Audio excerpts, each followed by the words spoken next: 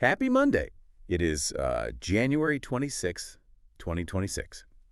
And, I feel like we have been hearing about one specific piece of legislation for years now. Oh, yeah, the Secure 2.0 Act. Exactly. It's just been this background noise since, the end of 2022? It really has. It's one of those huge bills that they didn't, dump on us all at once. It was designed with a very long, slow fuse. Right, but this is why we're talking about it today. Yeah. Because for the last 3 years, most of it was, I don't know, theoretical, minor tweaks.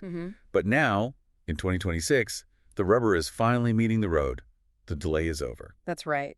We aren't talking about coming soon anymore. These provisions are live. And if you are anywhere near that retirement red zone, or frankly, even if you're just a high earner trying to optimize things, the rules have just fundamentally changed. So that's our mission for this deep dive. We're trying to navigate this upgrade to this system. We're working from a really great breakdown by Davies Wealth Management called Maximizing the Secure 2.0 Act in 2026. And there's a lot to unpack. I mean, there are some massive opportunities here. But there are also some forced changes that might feel like a penalty if you don't really get the long-term strategy. It's a mix of carrots and sticks. That's the perfect way to put it. We're going to hit three main pillars today. First, there's this new contribution window for a very specific age group, a huge tax shelter. Second, a mandate for high earners that, well, it forces you into Roth accounts. That's the controversial bit. And third, a new way to pay for long-term care without penalties, which I know is a huge anxiety for a lot of people. Precisely. It's about saving more, changing how you're taxed, and then protecting those assets. Okay, let's start with the saving more part, this super catch-up. When I read about it, the rules just seem so incredibly narrow. They do look strange at first. It's almost like a typo in the law. I know. But okay, let's set the baseline. We know the standard rules, right? For 2026, the base 401k limit is $24,500. Anyone can do that. Right. And then if you're 50 or older, you've always had that normal catch-up, which is around $8,000. Yeah. So, you're looking at about 32 grand, give or take. Correct. But here is the 2026 change. The government created what they're calling a golden window. And it is specifically for people aged 60, 61, 62, and 63. Wait, that's it? Just those 4 years? Just those 4 years. And if you are in that window, your catch-up limit isn't $8,000 anymore. It jumps all the way to $11,250. Okay, hold on. Let's do that math. So you have the base of 24,500. Yep. Plus this new super catch-up of 11,250. Which brings your total potential contribution for 1 year to $35,750. That is a massive amount of money to shield from taxes. I mean, for a married couple, if they're both, say, 62, you're telling me they could stash away over $70,000 in 1 year. Yes. It's an incredible chance to crush your taxable income right at your peak earning years. Right. But there's a weird psychological trap here. The cliff. The cliff. This is the part I just don't get. So I'm 63 years old. I'm putting away almost 36 grand in my 401k. I have my birthday. I turn 64. And what happens? You age out of it. That's wild. It's so counterintuitive. Usually the tax code gets more generous as you get older, right? More deductions, more credits. But here, you hit 64 and the government says, nope, window's closed. Your limit drops right back down to the standard catch-up. So my ability to save actually goes down as I get 1 year closer to retirement. Exactly. Which creates this very real use it or lose it urgency. If you're 60 today, the clock is ticking. You've got 4 years to sprint. Just like they're trying to gamify saving. Bonus round is open now, but it ends soon. That's a great way to look at it. It's really designed for people who maybe spent their 40s and 50s paying for college or the mortgage, and they feel behind. This is their chance to just shovel coal into the engine. Right before the train gets to the station. And this isn't just for corporate 401k. Okay, so who else does it apply to? It's pretty broad. It covers 401ks, 403bs, so think teachers, hospital workers, nonprofits, and governmental 457b plans too. So a firefighter who's 61, this is their green light. Absolutely. The source material from Davies highlights this for their clients. In places like Florida's Treasure Coast, they see a ton of pre-retirees who have good income but maybe didn't max out their savings before. This is their mechanism. Okay, so that's the carrot. Big savings opportunity. Now we have to talk about the stick, or I guess the twist. Right. The Roth mandate. This is the one that's causing the most confusion and honestly some frustration for high earners. Yeah, it sounds like a bad thing. The Roth catch-up requirement. It's a restriction on how you save, not how much. So here's a rule. If you're 50 or older and you want to make any kind of catch-up contribution, you have to pass an income test. Okay, what are the numbers? The threshold is $150,000 in FICA wages. And this is the crucial part, it's based on the previous year. So for 2026, we're looking at my 2025 WDWIT too. But we should define FICA wages. That's not just my salary, is it? No, and this is where people get tripped up. FICA wages are what's subject to Social Security and Medicare tax. So it includes bonuses, commissions, overtime. Okay, so let's say my base salary is $130,000. I'm thinking I'm safe, but then I get a $25,000 bonus in 2025. You're over the limit, $155,000 in FICA wages. And because I crossed that line in 25, what happens to me now in 26? You are now in the mandate zone. You can no longer make pre-tax catch-up contributions. All of your catch-up dollars must go into a Roth account. Okay, but I have to play devil's advocate. If I'm earning that much, I'm probably in a high tax bracket. I want that tax deduction today.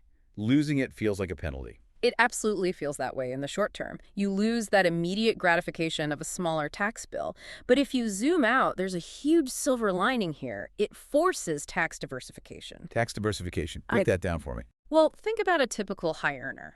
They've spent decades putting money into a traditional pre-tax 401k. They might have, say, $2 million in there. Which sounds great. It is great until you try to spend it. Because every single dollar you pull out in retirement is taxed as ordinary income. It's a tax bomb waiting to go off. And if tax rates go up in the future? Which many people think is inevitable. Then that $2 million isn't really $2 million. A big chunk belongs to the IRS. Exactly. So by forcing you into the Roth bucket now, the government is making you hedge your bets. You pay the tax now, yeah, it stings a little, but then that money grows tax-free and comes out tax-free forever. So it gives you options in retirement. You're not stuck with just one big taxable account. Precisely. You get control. If taxes are high one year, you pull from the Roth. If they're low, you pull from the traditional. It's strategic. It's like being forced to eat your vegetables. You don't want to, but it makes you healthier later on. Perfect analogy. But isn't there a big logistical problem here? What if my company's plan doesn't even have a Roth 401k option? That is the big gotcha. The rule says high earners must use Roth for catch-ups. But if the plan doesn't have a Roth feature, then what happens? Then the high earner is just forbidden from making catch-up contributions at all. Whoa. So you just lose out on that extra savings space completely? Until the company adds the Roth feature, yes. Now, most of the big companies have already updated, but if you work for a smaller firm, you could get stuck. Okay, that's a huge deal. Before we get to the action plan, let's cover that third pillar. We've talked saving and taxing. Let's talk protecting. Right, because the biggest threat to your retirement savings isn't always the stock market. It's your health. Specifically, long-term care. I mean, the cost of a nursing home or assisted living can just vaporize a portfolio. It's catastrophic. And for years, people have been stuck. The insurance is expensive, and if you try to use your 401k to pay the premiums before you're retired, you get hit with that 10% early withdrawal penalty. But 2026 changes that. It does. Secured 2.0 now allows for penalty-free distributions to pay for qualified long-term care insurance premiums. But let's be real about the numbers. I was looking at the caps. You can take out the lesser of the actual premium, 10% of your balance, or $2,500. Correct. $2,500 a year, and it's indexed for inflation. That seems really low. I mean, $2,500 is a drop in the bucket for a good LTC policy. It is low. It's not going to pay for the whole thing. But think about who this helps. It's for the person on the margins. Maybe you're 55, cash flow is tight, and your premium just went up. You're thinking about dropping the policy. So this is a liquidity valve to keep the insurance alive. Exactly. This lets you tap your pre-tax savings to keep the policy active without getting that extra penalty tacked on. It's about preventing coverage from lapsing. And the Davies source mentioned this is a game changer for their Florida residents. Why there specifically? Well, just think about the demographics in a place like Stewart or the Treasure Coast. You have an aging population. LTC isn't some abstract idea. Their neighbors are living it. This flexibility could be the difference between having coverage and having nothing. That makes sense. It's a subsidy using your own pre-tax money. And just to be clear, you still pay income tax on that withdrawal, right? Oh, yeah. You pay ordinary income tax. You just avoid that extra 10% penalty. Okay. So, super catch-up to save more, Roth mandate changing how we save, and LTC to protect it. What do we do now? It's January 2026. What are the action steps? The source lays out a really good, clear action plan. Okay, let's walk through it. Step 1. Step 1 is the HR check. You need to call your plan administrator and ask 3 very specific questions. Okay. 1, have we adopted the super catch-up? 2, do we have Roth features enabled? And 3, is the LTC distribution option active? Don't just assume it's all turned on. Right, because it's not automatic. Okay, step 2. The W-2 check. You need to physically get your 2025 W-2, look at box 3 or box 5. If that number is over $150,000, you have to prepare for the Roth mandate. And preparing means what exactly? Adjusting my budget. It does. Your paycheck is going to get smaller because you're not getting that tax deduction on your catch-up anymore. You're paying the tax now, so you need to make sure your cash flow can handle it. Okay, and step 3 in the plan is estate planning. This feels like a bigger picture thing. It is. This is the ripple effect. Because inheriting a Roth account is totally different from inheriting a traditional pre-tax account. How so? Well, if you leave a traditional IRA or 401k to your kids, they usually have to drain it within 10 years, and they pay income tax on every single dollar. Which could push them into a much higher tax bracket. Exactly. It's a tax burden you're passing on. But a Roth, that's tax-free gold. They still have to take the money out, but every penny is theirs. No check to the IRS. So if this law is forcing me to build up a big Roth bucket, I might want to change my will. You absolutely should think about it. Maybe you leave the Roth assets to your children because it's so tax efficient for them. Yeah. And you leave the traditional pre-tax assets to a charity. Because the charity doesn't pay income tax anyway. Exactly. The charity gets the full value and your kids get the tax-free money. It turns a compliance headache into a really smart estate planning move. That's a great way to reframe it. The plan also mentions a Florida advantage. Yeah, and this applies to any state with no income tax, like Texas or Tennessee, too. So what's the angle there? Well, you're paying the tax on the Roth contribution now. If you live in New York, you're paying federal tax and a big state tax. But in Florida, you're only paying the federal tax. So it's cheaper to buy that future tax-free status. You got it. It's a much more efficient way to build up that tax-free wealth. Okay, so let's try to bring this all together. It really feels like 2026 isn't just another year, it's a pivot point. It really is. The old advice was pretty simple. Max out your 401k, defer taxes, see you at 65. Now, the advice has to be dynamic. It depends on your exact age, your income from last year, your health situation. The days of set it and forget it are fading. You have to be an active participant now. You do, and I keep thinking about that financial age idea with the super catch-up. Right. You might be 51 biologically, but financially, you're in the golden window. Yeah. And so here's the thought I want to leave everyone with. If you're 58 or 59 right now listening to this, are you preparing your lifestyle today to afford the opportunity you're going to have in a year or two? That's the key.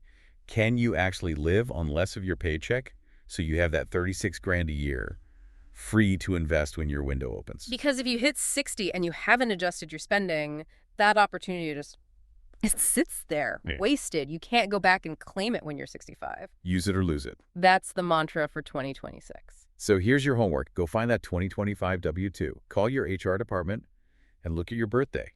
Are you about to enter that golden window? If you are, get ready to run. And hey, if this stuff gets confusing, reach out to a professional. The complexity is high, but the payoff is definitely worth the headache. Absolutely. Knowledge is only power if you apply it. Thanks for diving in with us. Thanks for having me. And just a quick reminder, we are sharing insights from sources like Davies Wealth Management, but this isn't personal financial advice. It's for education.